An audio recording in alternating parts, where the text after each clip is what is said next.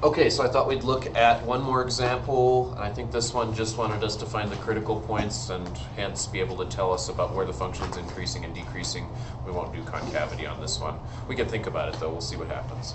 So if I want increasing and decreasing intervals, of course, I start by taking the derivative. So I'm going to need a quotient rule on this one. So O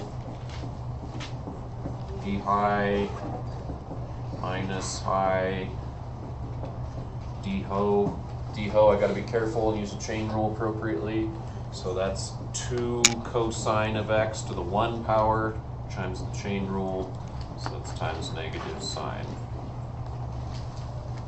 all over ho squared. I'm going to simplify and hope some things cancel out. We'll see, this is kind of a tougher one, I think. Oh, let's see. Over here we've got minus sine times minus sine, so that's plus 2 sine squared x, and we have a cosine of x as well. Here we've got a cosine. So these both share a cosine, so you know what? I'm going to factor that out. So I'm going to factor out my cosine of x. So I took it out of that quantity. Now let's see what's left here. I've got 1 plus cosine squared of x there. And I've got stuff hanging out on the bottom.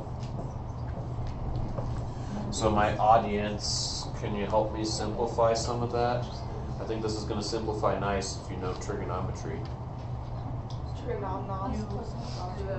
There's an identity on top. Sine. Ooh, so sine squared of x is 1 plus 1. So sine squared plus cosine squared is 1, right? You've got 2 sine squareds, so peel one of them off. Add it to the cosine squared, and that part's going to be 1. So instead of 1, we're going to have 2. You can write out another step, but I don't want to. It's a lot of writing. So we'll have another 1 to combine with that and be 2. How many of the sine squareds do we borrow? 1. We only used 1 of them, so there's 1 left. Do we use this already? Yeah, because it's sine squared plus cosine squared. Okay. So if you want to write that out on the side, go ahead. So I think we've got 2 plus sine squared up there. That's kind of nice now. Yeah, it's not so bad. Yeah, because we started out with, but I'll do the work over here for anybody who's watching, I guess. So we started out with 1 plus cosine squared in there, and we had plus 2 sine squared. So you write it like this.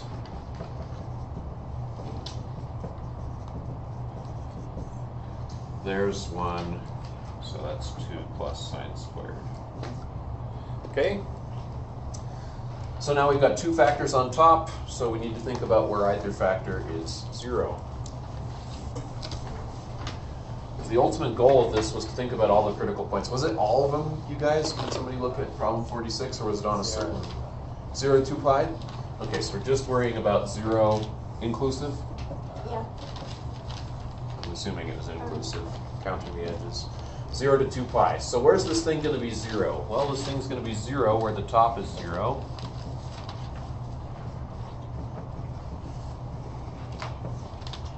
So that's either going to be where cosine of x equals 0 or where sine squared of x equals negative 2. One of those things can never happen. Which one? The negative 2. Why? Because that's not. Because sine squared cannot equal. Well, there's lots of reasons why. If it was just sine of x equals negative 2, it could never happen as well, because sine goes up and down 1 unless you change its amplitude. This guy has an amplitude of 1. This says sine squared, so the first step if you're trying to solve it algebraically would be to square root to cancel the squared. There's plus and minus there, right? And that's also not a real number. So there's like 2 reasons that you're not going to get any answers from that side. This, of course, you're going to get some answers of. Take the inverse cosine of both sides. And that says, remember, where is the cosine? In other words, where is the x value 0 on the unit circle? Well, the x value is 0 here and here on the unit circle. So for this guy, remember, we're restricted to between 0 and 2 pi, so we're going to get pi over 2, and down there 3 pi over 2. So we've got 2 critical numbers so far. Those critical numbers came from setting the top equal to 0. I could also possibly get critical numbers or things I need to at least look at in my chart from from setting the bottom equal to 0, because there could be like a cusp or an asymptote somewhere where it changes from increasing to decreasing, okay? So I've also got to look at the bottom. So I need red, I guess. So I'm going to go look at the bottom. It says 1 plus cosine squared of x, quantity squared. Can that ever be 0? Let's think about it abstractly first. Something that's squared. Well, the only way it could be 0 is if the thing is 0, but is that possible? So, in other words, you could also algebraically go like this, right? Plus or minus square root of 0 is 0. The only way it's 0 is if the inside is 0. That's what you guys said abstractly. Solve that equation. Subtract 1. Because I looked at that at first and I was like, I don't think that's going to happen anywhere. But I think I was wrong. I think I might have been wrong, was I? So Mackenzie, you're saying...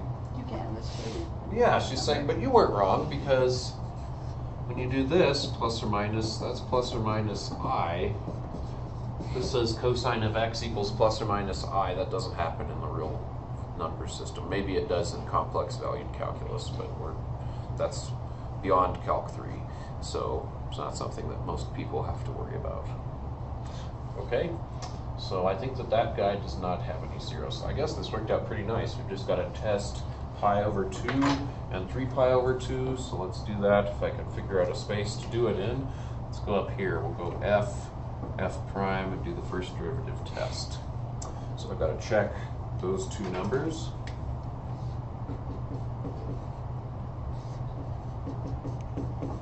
Pick some test values like I 0, 2 pi. We can try to make it nice. Where should I be tossing these x values? Clearly f prime, so I'm going to go to my simplified version. Cosine of 0 is 1, so that's positive. Sine of 0 is 0.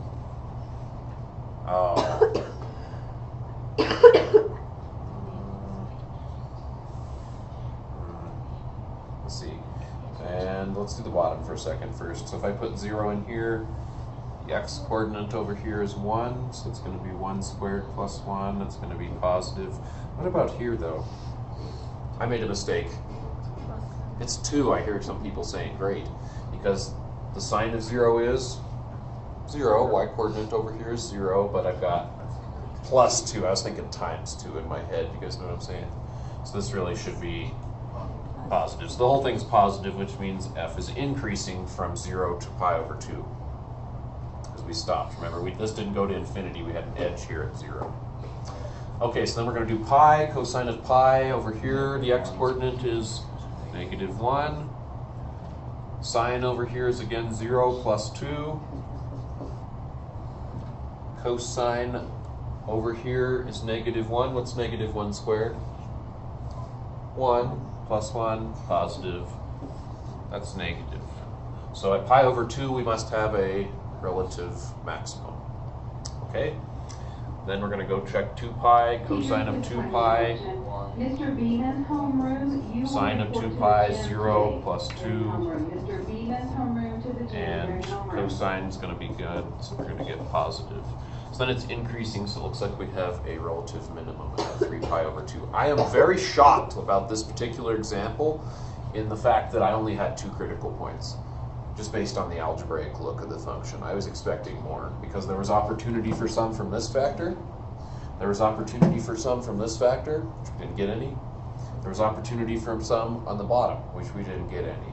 So on a lot of your problems, I would suspect that more than one of those factors, if it's trig, is going to produce some answers from the unit circle. Okay, so just be expecting that.